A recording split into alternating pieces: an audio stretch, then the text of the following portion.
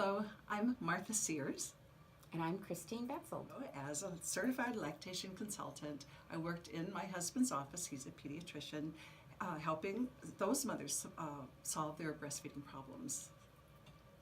And I'm a nurse practitioner and lactation consultant with decades of experience working with mothers and their babies, helping them to succeed. We decided to write an updated version of the breastfeeding book because the first book was written in the year 2000.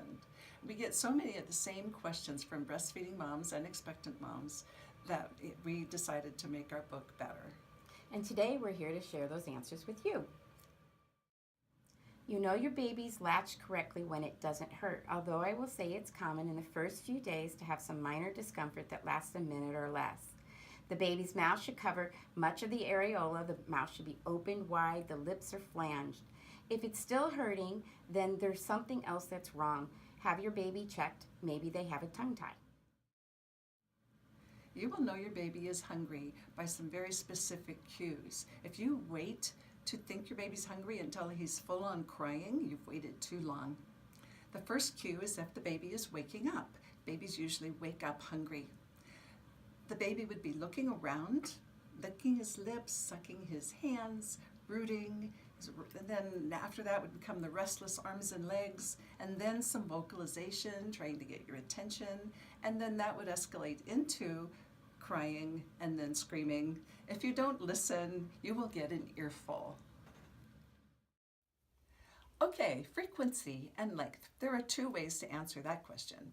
First of all, a baby will feed between 8 and 12 times a day, typically, and each feeding will last between 30 and 45 minutes, sometimes as less as 10 minutes and sometimes as long as even 60 minutes. The second way to answer the question is that babies should be exclusively breastfed for 6 months and continue to breastfeed for at least a year.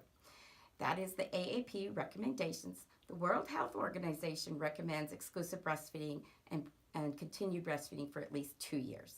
Or for as long as the mother and baby mutually desire. Babies thrive on routines, but they don't thrive on schedules. That's because your baby's job is to double his or her birth weight by 6 months and triple it by a year. So if you want your baby to grow, you have to feed them when they say, "I'm hungry." At 3 months, I call it the magic month. Babies fall into a routine where they have a morning, afternoon, and an evening nap. They tend to go to sleep at the same time. They may wake up to feed, but they go right back to bed, and they wake at the same time. What are the signs? Enough diaper changes. Another good sign is that your breast is fuller at the beginning of a feeding and it becomes softer as the baby finishes his feeding, and that you hear lots of good swallowing during the breastfeeding.